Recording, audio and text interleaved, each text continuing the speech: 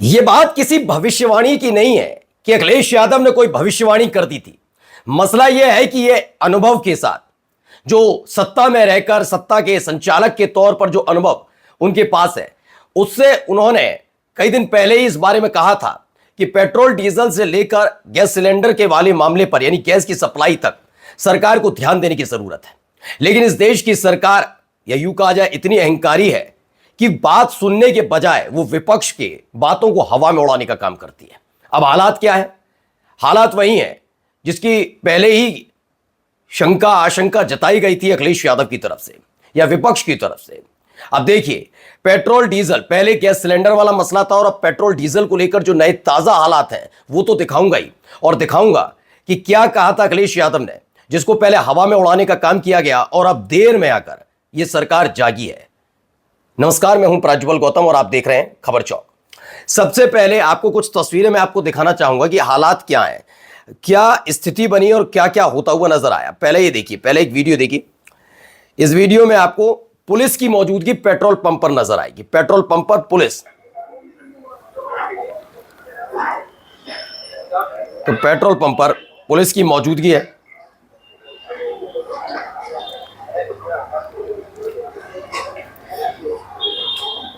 Petrol diesel की किल्लत है नहीं है वो अलग मसला है, लेकिन ऐसे हालात क्यों पैदा हुए कि पुलिस की मौजूदगी वहां देखने को मिले? क्या सरकार ने इसके लिए पहले से तैयारी की? देखिए, लंबी कतार अलग अलग पेट्रोल पंप पर। अगर विपक्ष कोई सलाह देता है तो उसे सुनने के बजाय हवा में उड़ाने की एक रवायत सी शुरू हो चुकी है। ये देखिए,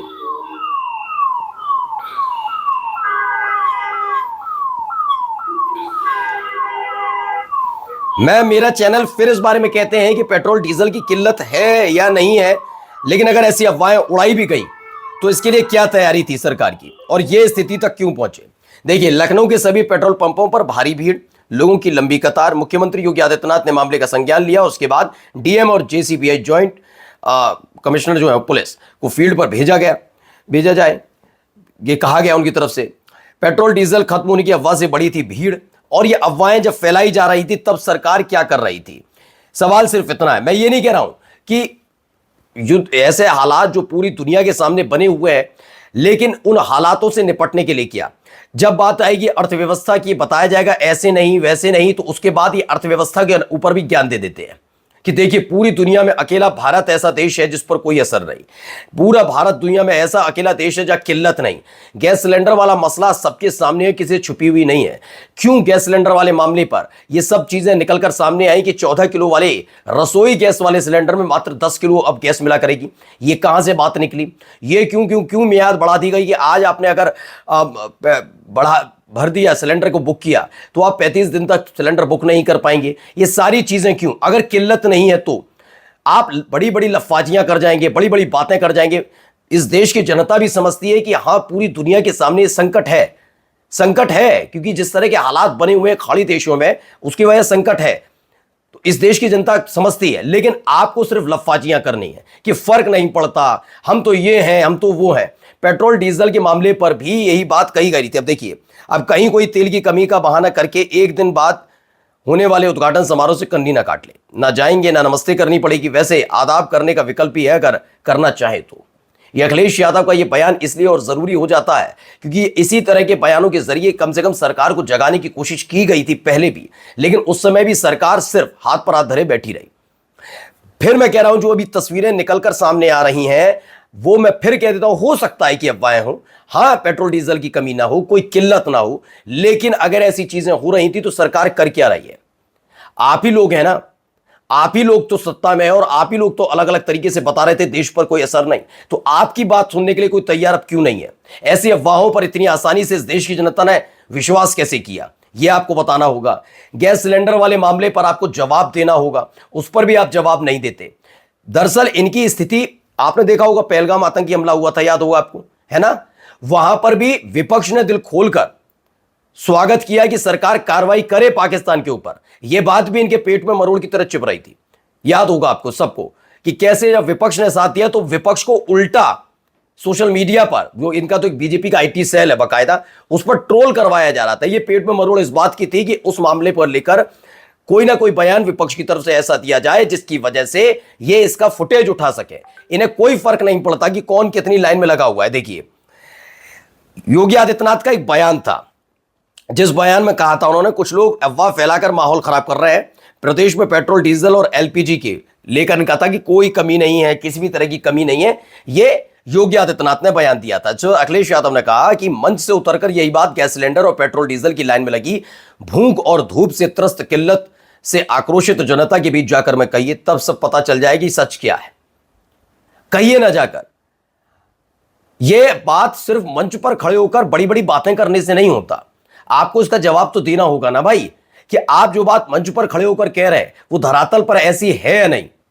इसको धरातल पर समझने जानने के लिए बाकायदा रिपोर्ट, ऐसा नहीं है कि ये सिर्फ हवा में बातें हैं सारी। बार बार मैं ये तीसरी या चौथी बार कह रहा हूं कि हो सकता है ये अफवाह ही हो, पेट्रोल डीजल की किल्लत वाला मसला अफवाह ही हो, और अच्छी बात है ये अफवाह ही हो, इससे ज्यादा कुछ ना हो। लेकिन फिर भी इसको रोकथाम के लिए क्या आपने एक्शन लिया? बाद में आखिर में जाकर आप क्यों जागे? जो आपसे पहले कुछ कहा जाता तो आप बात सुनते क्यों नहीं? ऐसे ही नोटबंदी वाला मसला था, वो भी आपने थोपा। कोरोना काल में क्या हालात बने, ऑक्सीजन की कमी वाला मसला था, वो भी आपने जो किया वो पूरी दुनिया ने देखा।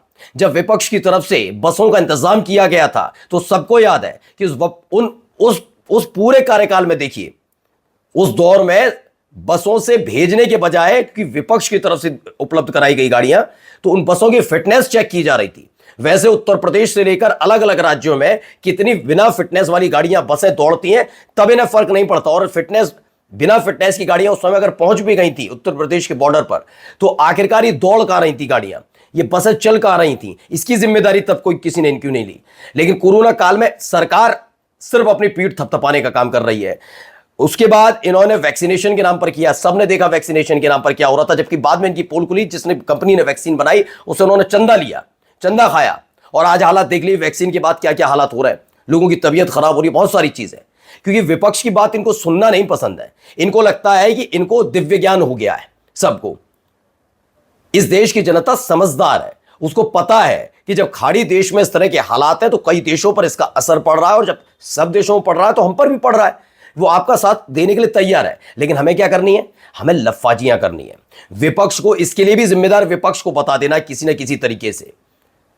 अब जब कोई बड़ा नेता किसी बारे में बोले, अगर अखिलेश यादव ने कोई सलाह दी तो बताया जाए कि अफवाहें फैलाने का काम किया जा रहा है। लेकिन हकीकत अगर धरातल पर उतर कर देखेंगे तो आपके सामने एक एक तस्वीर आएगी। जो तस्वीरें मैंने दिखाई हैं, ऐसी तस्वीरें निकलकर सामने आ रही हैं। सवाल यही कि वाकई आप देश की जनता के बारे में सोचते हैं क्या? नमस्कार। New public inter college Lucknow, admission open. For more information call 0522 282232 और 7755 089585।